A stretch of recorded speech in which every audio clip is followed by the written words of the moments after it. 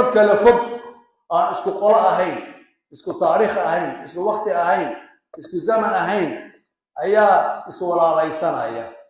oo isku hadaf ah oo isku mabda ah oo isku cadow ah oo isku farxad ah oo isku guul ah annaga isku Soomaali ah ayaa wali kala guul leh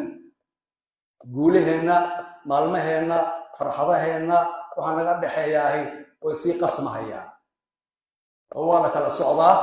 isticmaalkii xataa si isku si looma arko guusha isku si looma arko cadowga isku si looma arko saaxiib isku si looma arko marka waxay muujinaysaa inaan khaldanahay maxaa yeelay yawma Ashura baana baraysa war anbiyadii Ilaahay oo soo taxanaha ahaa oo kala waqtiga ahaa oo kala maarkay zamanka ahaa oo kala makaanka ahaa ayaa isku hadaf ah ayaa isku cadow ah ayaa saaxiiba ah ayaa isku guul ah marka annagoo isku Soomaali ah in aan isla fahmi laanahay xorriyadda iyo waqtinimada iyo saaxiibka iyo cadowga waxay tilmaamaysaa in uu khalad u jiro